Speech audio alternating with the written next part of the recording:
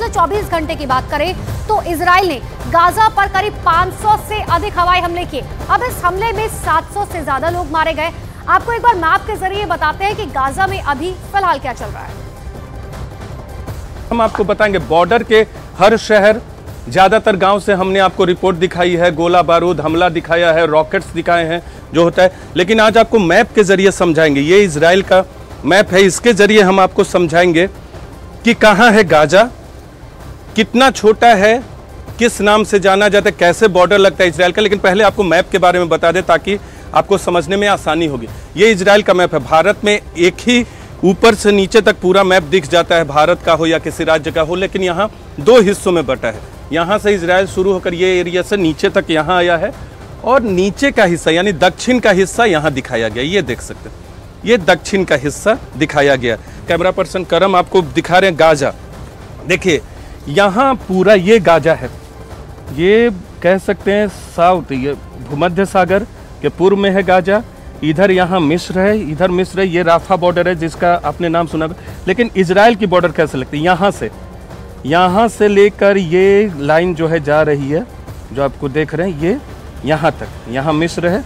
ये कुल 51 kilometre border की सीमा, और जब 7 अक्टूबर को हुआ तो 51 किलोमीटर बॉर्डर पे लगातार हर, चाहे शहर हो चाहे फिर गांव हो, उन सब पे हमला किया गया। हम आपको बताते हैं हम कहाँ हैं, हम यहाँ हैं इस वक्त। करम आप दिखाई, देखिए हम कहाँ हैं।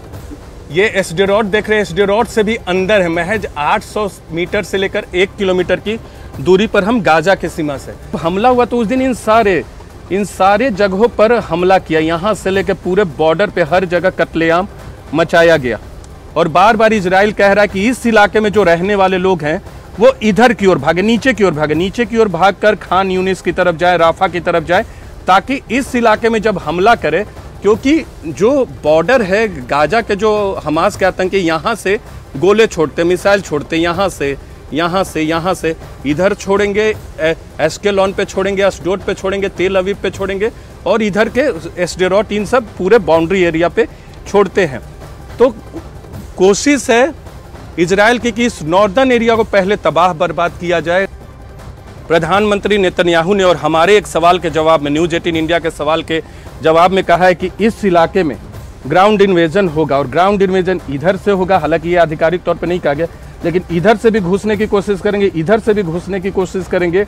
इरेज है, ये इरेज क्रॉसिंग है, बॉर्डर क्रॉसिंग। 7 अक्टूबर से पहले जो पैलेस्तीनियन यानी गाजा के लोग अंदर काम करने आते थे, उन्हें आने की इजाज़त थी इजराइल में। इजराइल के लोग नहीं जाते थे, यहूदी नहीं जाते थे, उन्हें आने की इजाज़त थी। ये जो केरेम शरोम है, यहाँ से सामान, वस्तुएं आने जाने की इजाज़त थी, कंट्रोल करता है इजराइल।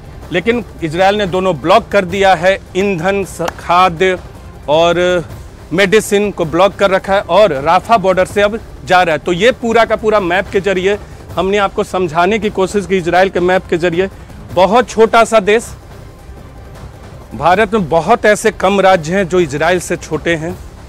गाजा, भारत में राज्यों के जो ज़िले हैं उसमें बहुत कम ऐसे होंगे, शायद न होंगे, जो गाजा से छोटे हैं। ज़्यादातर ज़िले गाजा से बहुत बड़े हैं। राज्यों के ज़िले की बात करें, दिल्ली के बहुत सारे ऐसे ज़िले हैं जो गाजा से छोटे, केंद्र शासित प्रदेश है। इसके अलावा दूसरे जो केंद्र शासित प्रदेश है, वहाँ के ज़िले गाजा से छोटे हैं। 365 स्क्वायर किलोमीटर सिर्फ एरिया है, लेकिन आबादी 20 लाख से ज़्यादा है। बहुत घनी आबादी वाला एरिया है, इजराइल से बिल्कुल पिछड़ा है। लेकिन इस इलाके ने अभी इजराइल के नाक में दम कर रखा है।